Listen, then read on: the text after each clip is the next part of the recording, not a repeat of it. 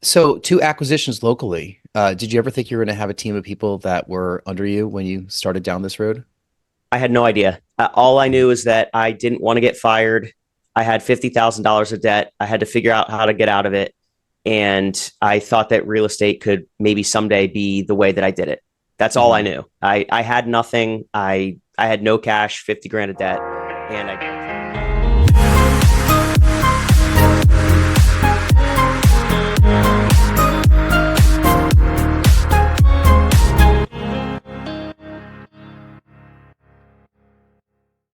Hello, hello, hello. Welcome to the Real Estate Law Podcast. Jason Muth here with straightforward short-term rentals and pride away stays.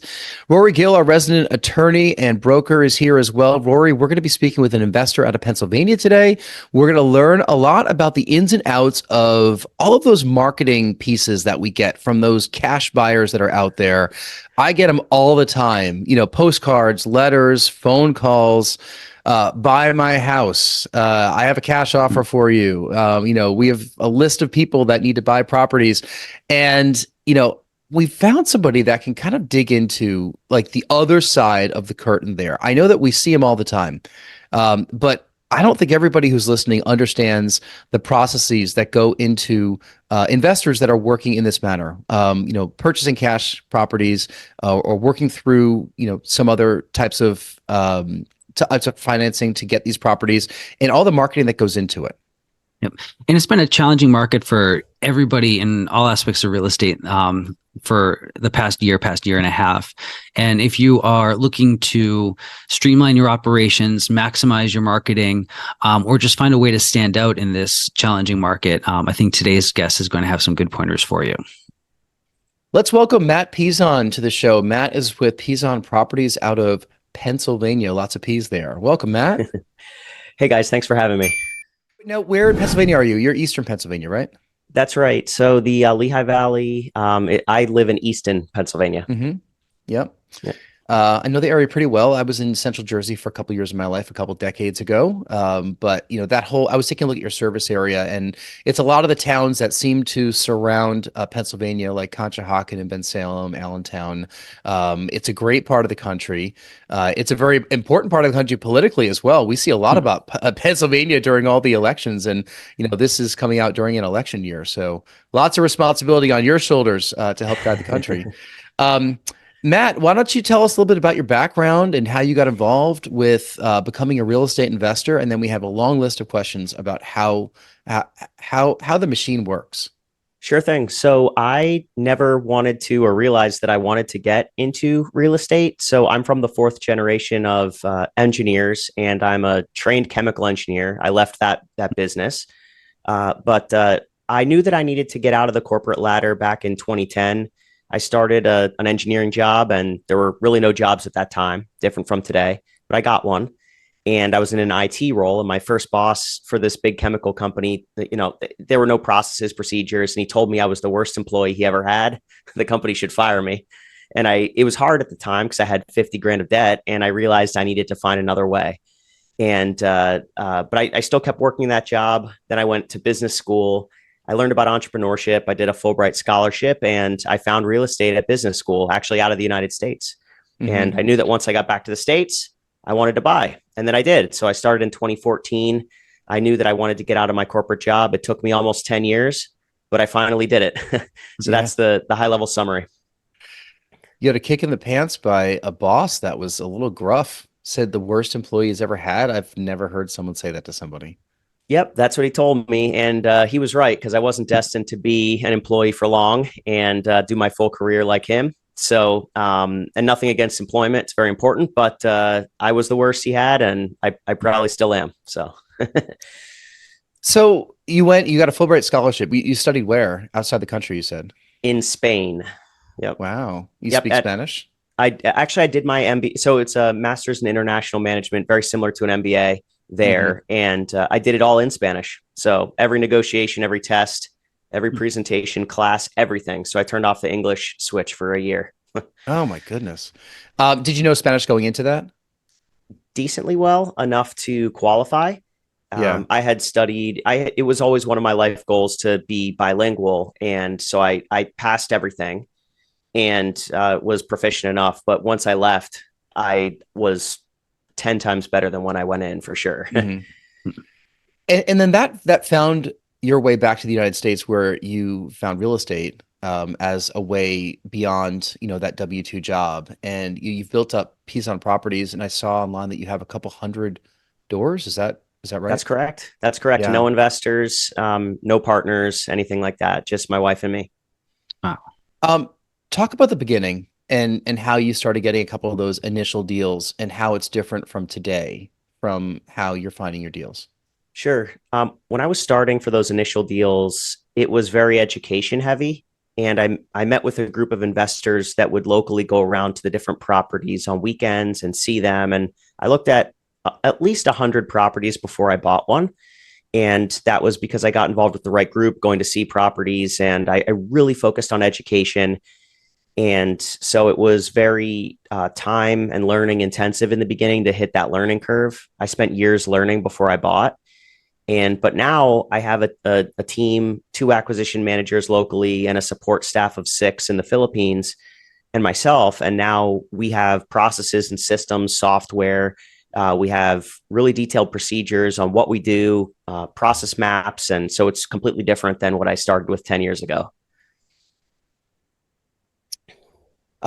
So 2 acquisitions locally. Did you ever think you were going to have a team of people that were under you when you started down this road? I had no idea. All I knew is that I didn't want to get fired. I had $50,000 of debt. I had to figure out how to get out of it.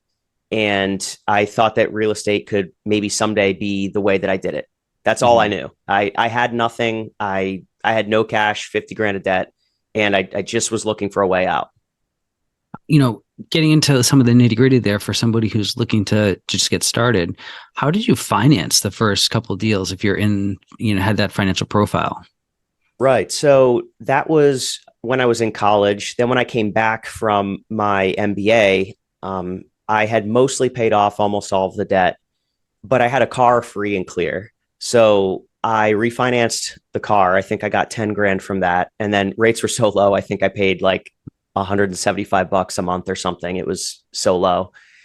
Then I really disciplined myself. I was living in a friend's basement, paying like $300 a month in rent. I was eating like ramen noodles and rice and beans. Like, I'm not recommending any of those things, but that's what I did for about a year. And I was going around looking at these properties, maybe 9 months. And after that time, I had accumulated enough capital. I think I had maybe $25,000 after about 9 months of work and spending nothing. And then I was able to put down 20%, or actually it was 15% on a single family rental property worth 60 grand at the time. And then it appraised for 70. And then 6 months later, I refinanced it and got all my cash back so I could buy the next one. And that was the key, just finding a good deal. That's what allowed me to grow. But I had to get that initial cash first to buy. Otherwise I was unbankable. Yeah. So that pattern of buying a property, forcing some appreciation, then pulling your money out relatively quickly with low interest rates seems to be something that was a featured attraction in the mid 20 teens. Is that something that could still be replicated today with today's lower inventory and higher interest rates? I'm glad you brought that up, because over the last 18 months, I've seen a shift in my business in that I'm not able to cash out refinance anymore to the extent that I was. And there's a lot of equity trapped in the properties that exists, but I can't get it by refinancing. So I have been a net seller of single family homes over the last 12 to 16 months for that very reason. But the cash is there. It's just that instead of refinancing it and keeping the asset, I'm selling and buying a new asset. And so I might sell one single family and buy 3 with it, but again, always under value, which is where the marketing component comes in and the cash buying component comes in, because I can find those deals and transfer from one house to 3. I do have to dispose of that. I have to sell it. There's a disposition, but it's the model still works. It's just not a refinance that gets me there. It's a sale.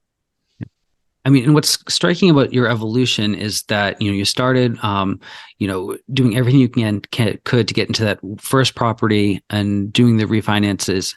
And then your situation in the market have changed to the point where what you do today is a really involved and complicated system of both marketing and management. Tell us a little bit about that evolution. What was it like to kind of pivot from this first couple properties into really building a system that could replicate this and grow exponentially? Sure. The first 100 or so units were solopreneur while I was working a full-time job. In fact, even up to 150 units.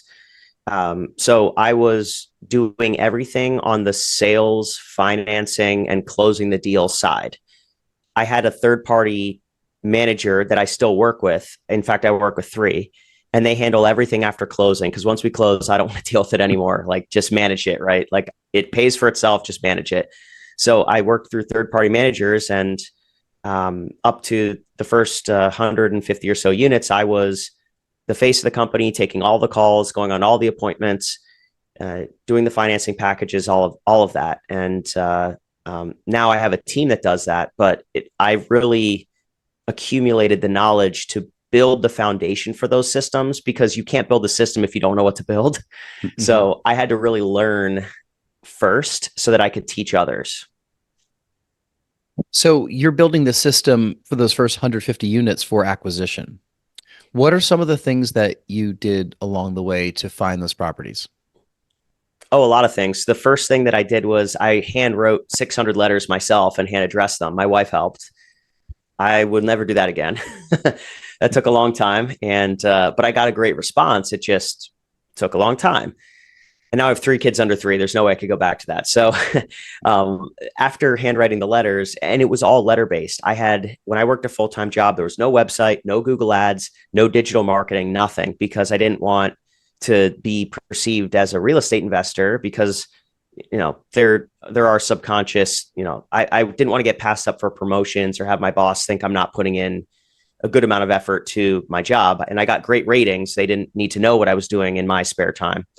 So I was sending letters, and that was it. Then I bought a printer. I brought like a Brother 760 something printer, and was just ripping letters, and I was folding them. And then so I did that for a few years. I would fold them on nights and weekends and send them. And we got like color coordinated ones for different times a year. Like, holidays was like green and red. And then, springtime was like, pastel green. So we kind of did some stuff like that with stamps. Then I started hiring someone to do that for me out of Arkansas, and she would ship, or Alabama, and she would ship the letters up to me. And now I work with a printing company through our CRM. And so now we just use Excel lists, and the letters just get sent automatically. So it was definitely a progression of letters over the last 10 years, but mostly letters. So direct mail, which has been a tried and true method for many, many years, and a method that I used to sell against when I worked in the media business, because we would always try to, dissuade people from putting all their money into direct mail and moving into digital or traditional TV or radio, saying, oh, the letters never make it inside. They end up in the recycle bin, right next to the mailbox. But, response rate for direct mail only needs to be like a 1% response rate, if that, for it to be even successful. So did you go into it, with a game of quantity where you knew that if you sent out 1,000 letters, you should get 10 responses from those? I did know that. I understood that. And I did a quick little spreadsheet from my engineering background. And I said, what's it's going to cost? What do I think the spread on the deal will be? How much do I have to spend to get that deal? And do I want to do that? And the answer was yes.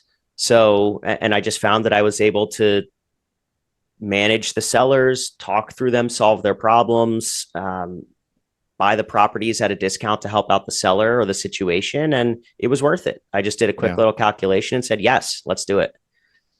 Can we talk about some of the nitty gritty about actually what was sent out in those letters? So either the handwritten ones, or you've moved over into kind of using a mail house or direct mail business right now.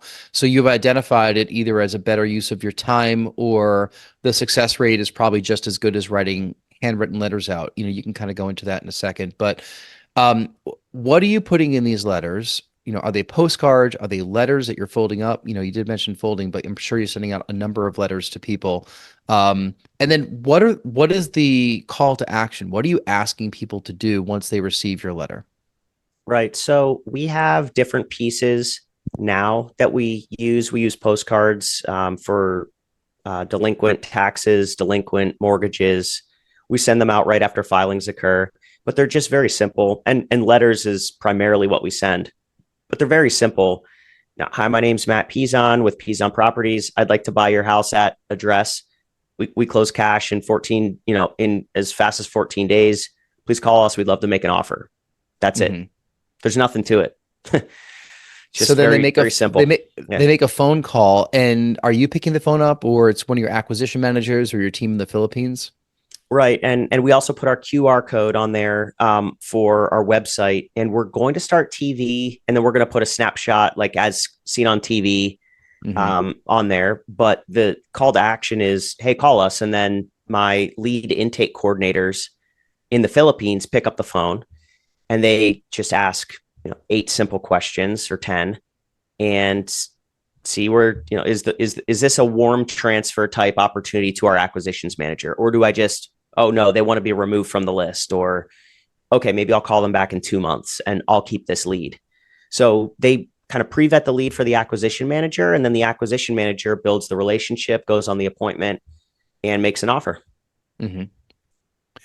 So let's talk about those components too. Let's talk about how you built your team in the Philippines. Sure. So I didn't know that was possible. I didn't realize that was something that could be done. I was at a mastermind event last August, and folks were talking about virtual lead managers, and also my mentor that I work with on my CRM. She's very successful, and she mentioned it to me. They have virtual lead managers, and I didn't know what that was. So I thought, well, why don't I look into this? So there are various companies, apparently, I found out, that provide call center services, and which was great because I wasn't able to call sellers back. I wasn't able to answer the phones. I was at work. And there are various companies that do this. They're answering services. And I hired a couple. They didn't work out. I didn't like the quality. And I finally settled on one group, and I've been pretty happy with them. Yeah, with virtual assistants, we work with a couple at this point, and I've learned that the better information that you give, the better inputs, the better explanations, like the better results that you'll get. We record Loom videos sometimes to kind of walk through a process, or we really kind of lay things out step by step by step. And so far so good. I mean, we've kind of thrown a number of different projects, both related to this podcast and related to our business, at our team offshore, and we've been getting some pretty good results. And I think that's great. Congrats. And as Matt alluded to earlier, that's why doing a lot of these things yourself at first is actually a really strong positive, because you now can give instructions and insight on those tasks. Whereas if you adopted the mentality that you have to have all these assistants from day one, you might not have the experience to give them the instructions on what they should be doing. Well, that's right. And it's like any team, any leadership activity, you don't need to be in the trenches every day, but you do need to understand where we need to dig and where we need to go and how do we do this, and that way you can coach and lead. Because if you don't have the skills to begin with, how could you expect someone else to? So that's you don't have to do everything forever by yourself, but you do need to have enough competency in that skill to coach and train.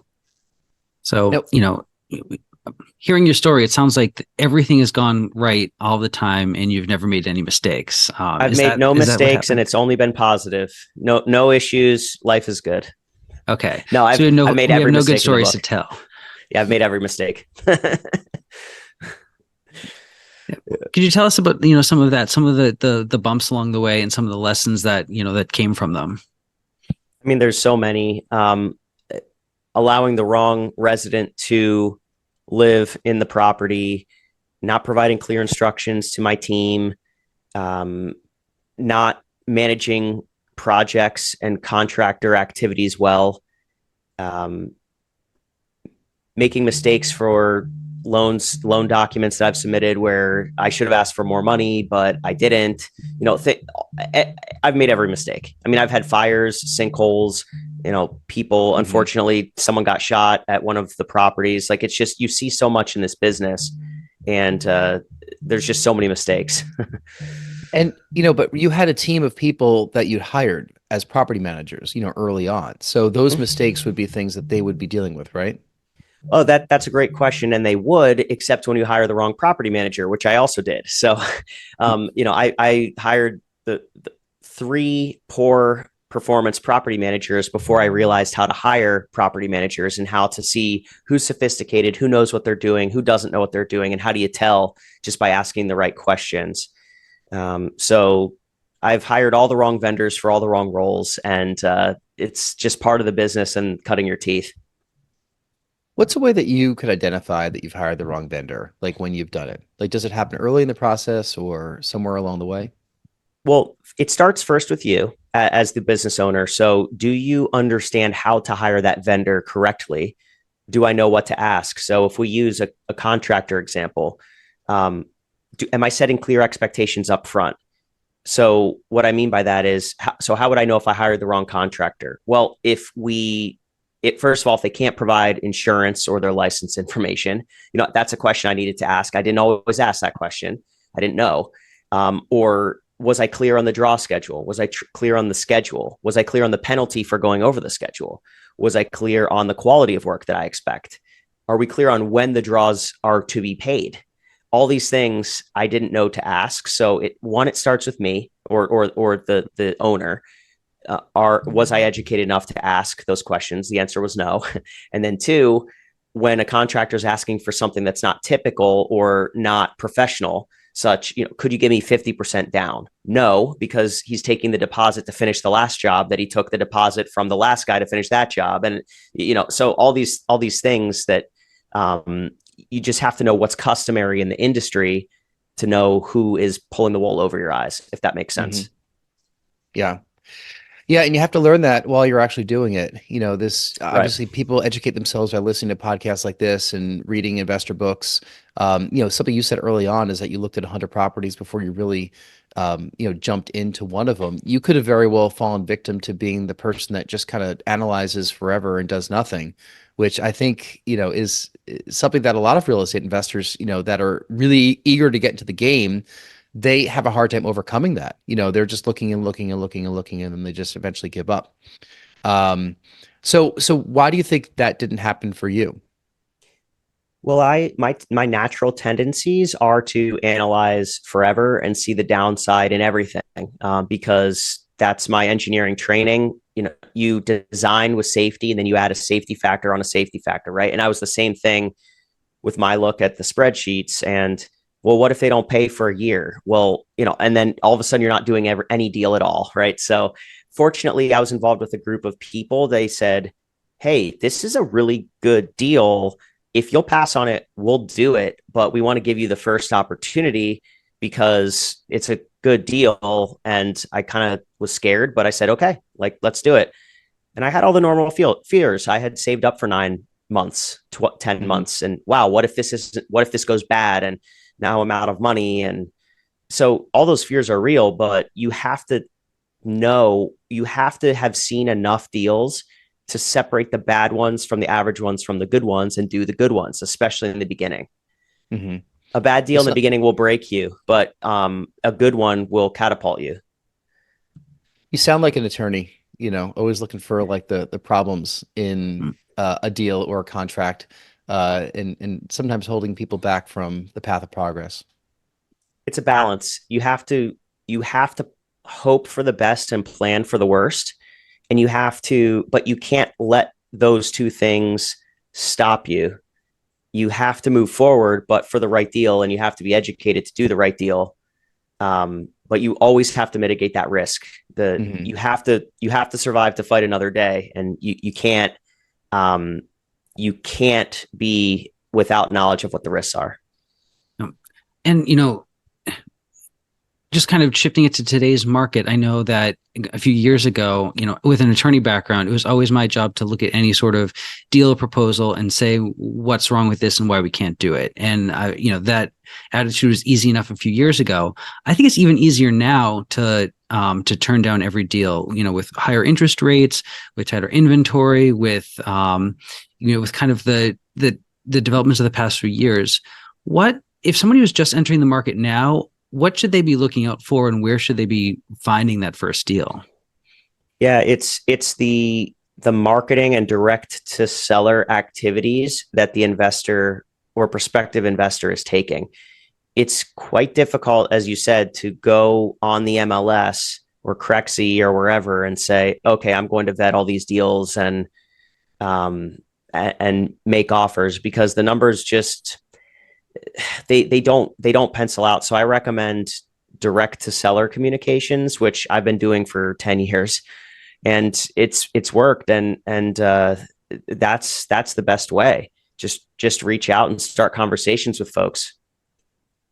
Let's talk about some of those conversations, because when you get somebody on the phone, they've received your mailers and they actually pick up the phone and make that phone call. Like why are they calling you? You're probably vetting them early on in that phone call, just trying to figure out their pain points. But what is that conversation kind of like? Like, what are some bigger trends you're seeing these days? Well, sure. First things first, we focus on building trust and that likability factor. So we just want them to know, hey, thank you for calling us back from our letter. We're investors. We own property near you. And we always say that because we want folks to feel, and it's true because we own property all over in like 8 counties. So we're pretty local to them, and our tagline is your neighbors. So we believe the best selling experience is with someone who already is invested in your community, not some out of state or out of area investor. So we kind of build that trust, and we very quickly in a few sentences convey that messaging. And then we just ask them, so, thanks for calling in. You want to, like, where are you at with this property? Are you thinking about selling, or just curious about the letter? And then we just take their temperature and see how they respond and let the conversation flow. Just a couple quick, like, what's the condition? When do you want to sell? Why are you looking to sell? Just very simple things. And over time, we've developed a whole list of phrases and things that people say that, okay, they're not motivated or they're very motivated. And I've recorded all those things, and my virtual team knows what they are, and then they do a warm transfer, or they just like mark the lead as dead, right? So you can pretty quickly tell if someone's interested in selling or not. Mm-hmm. Is this something that you think somebody could ramp up? Like, who's listening to this podcast right now? Maybe they've been laid off, or they want to get out of their job, and they've heard that real estate investing is something that they could be doing. This podcast is, going to be out in 2024, and the economy is different every single year. But, we're coming out of a period of really high interest rates where things are ticking down right now. By the time people listen to this, who knows where they're going to be? Is this an infrastructure that somebody can set up today, or like, are they too late to the game?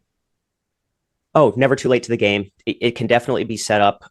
Having said that, it is not as like if you go online and you look at what's the 10-step process for building a real estate investing company or going direct to seller, you're going to see these bullet points, and it seems so straightforward. Oh yeah, just send letters, answer the phone, close the deal. What could be so hard about that?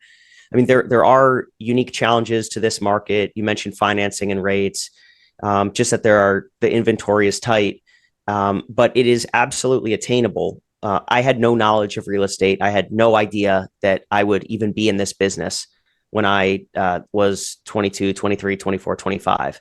So it's just something that it can be built, but it requires education, drive, and determination.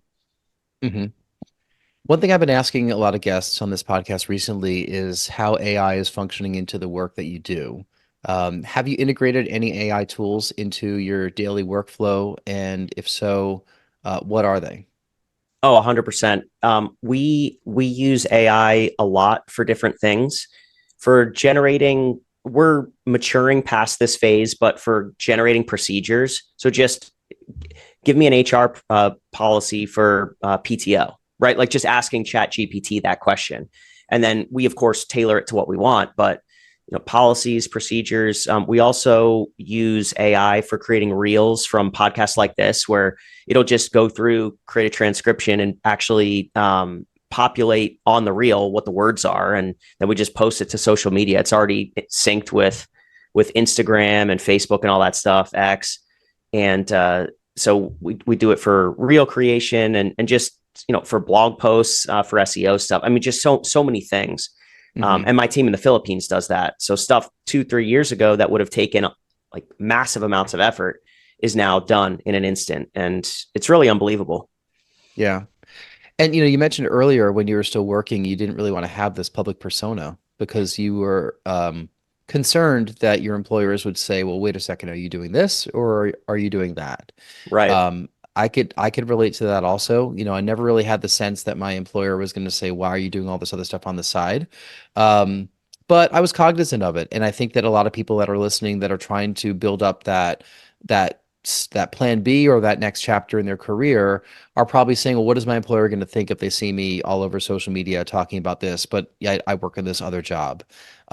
So, comment about what somebody could do today to bridge that gap. If they're looking to take that transition, do you recommend a completely silent approach, like can't find you online when you're trying to build this business? Or do you, what do you think people should do? So I took the completely silent route, completely silent. Cards were close to my chest, very close, right? And I went so far as to put the people that I knew at work on the do not mail list, like their names, so that our Excel files would scrub them out, like just in case, mailing addresses. But my fear was someone was going to bring in a letter one day that said, what's this? Right? Because I was sending out 1,000 letters a month or so at the time. So what can someone else do? I knew for my situation that my value add was the W-2 salary for getting cash out refinances from the banks. I was crystal clear on that. I could scale this business very fast and far because of my W-2 salary. Because of that, I was not willing to risk having an online persona. I knew that I could go direct to seller under the radar. Online was a liability. Now, someone might not have that situation for them. So then in that case, if someone has a manager or boss who's maybe understanding, or maybe side hustles are encouraged or as a part of the culture, setting up a website just so it can start seasoning, and Google can index it, find it, maybe start some SEO on the side, doing some podcasting, things like that to build your brand on the side, always valuable. I waited until I had moved on to start building my digital footprint. And I think it cost me in the end because I wasn't really getting that good SEO traction and other things, but it's really but it comes back to the financing. Is this decision to have a digital footprint going to jeopardize my W-2 income that will then jeopardize my financing?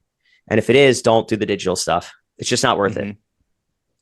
Wow. Haven't had that advice. Yeah, I haven't had that advice yet on the podcast, but we haven't really asked. And, it's interesting to hear your perspective on it as someone that had that concern about people getting, finding you too easily online and saying, wait a second, I thought you worked for our company, not this other company. Right. But one thing we definitely talked about on this podcast, though, is the value of the W-2 job. I know it's in some circles, it's fashionable to say, just jump right in, take the risk, but there is a real asset in having that W-2 job for a while, and certainly in a concrete way in terms of financing, but stabilizing your finances while you start to take off down your real estate path. The W-2 job is pretty valuable. 100%. And it really depends on the individual investor and their tolerance for risk. I had always been risk averse. And so I knew that I could continue to get these cash out refinances and these loans, but there are national lenders and others that they just look at the seasoning and they will do cash out refinances, albeit at a lower LTV. So it really depends on the individual investor. But for me, I wanted that W-2 for a while for the refinancing. Rory, any final thoughts for Matt before we get to our final 3 questions?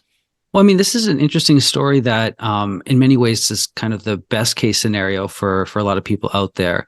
But it started with a lot of sacrifices, a lot of calculated risk.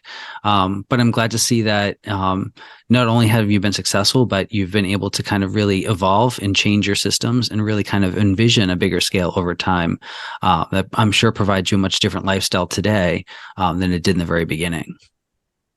Absolutely. And it was certainly a progression. This was not an overnight. I mean, this was 10 years that it took, right? So, and any type of misstep along the way could have cut things short or other things. So it was just about seeing the long game and tracing back to how do I prevent myself from getting kicked out of the game, and what's the risk? How do I get rid of the risk? I could have gone faster and taken on investors and done all this other stuff, but I was always very careful. Mm-hmm. I always found that the interesting part about someone, your age who started this, who was working a great job, has degrees and whatnot, is the worst case scenario is like you could always go back to work, right? Right. If it doesn't work out, like despite what call my former boss and I'll have a job in like a week. Well, not that first boss, right? Despite the lack of encouragement that they gave, as a mentor to you, you're probably very employable otherwise. And, time is on the side of many. If you're listening to this, it doesn't matter what age you are. If you're in your 40s or 50s, there's still time to do this. And hopefully you've built up some money, along the way that you can either fall back on or use. But if you're in your, 20s or early 30s listening to this, what's the worst thing that's going to happen? Go get a job, right? And if it doesn't work out, but if you follow systems just like you've done in many situations, people can find their way to what the successful pathway is in the real estate investing world. So with that, Matt, why don't we ask you the final 3 questions that we ask of all of our guests just to wrap up the interview and get to know you a little bit better. And then we'll, find out where people can find out more about you and put all that stuff in the show notes. First question, if you can get on stage for half an hour and talk about any subject in the world with zero preparation, what would that be? Finance. So I could talk about how to structure deals, get cash out, work with lenders. It's just live and breathe it, right? I mean, it's the mortgages are the lifeblood of real estate and acquiring it. So I've done over 200 loans, and it's just, I could talk about it forever. Mm-hmm.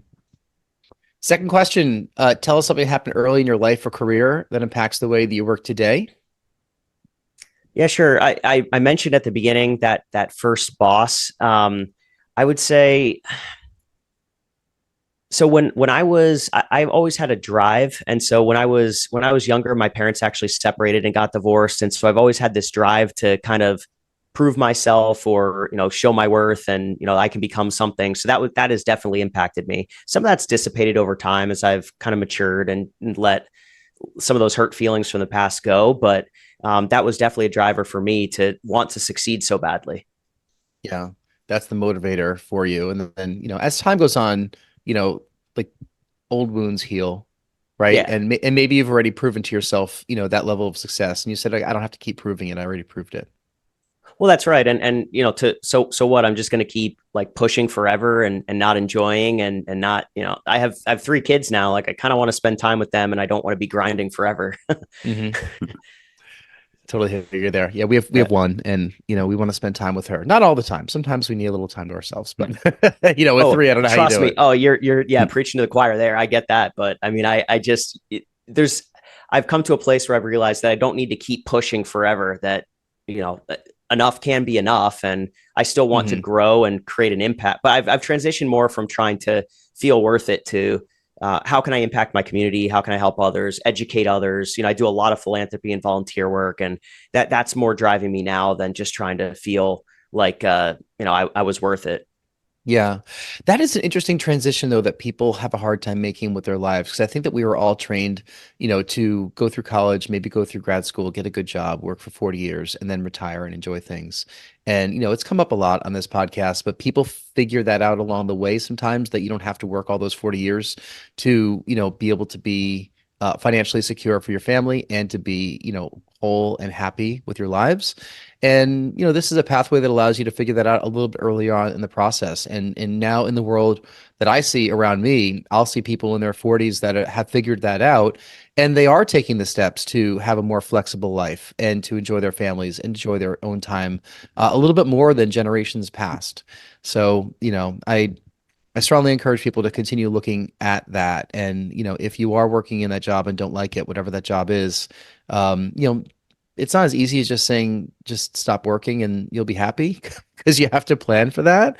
But we all don't have to work till 65 these days. I just don't think we do. Different kind of work. I completely agree. And the work that I do now, it's hard in that I'm responsible for the financial well-being of my whole team, plus the sellers, and getting them out of situations. So there's responsibility, but it's not a traditional job where someone tells you what to do or you have to perform.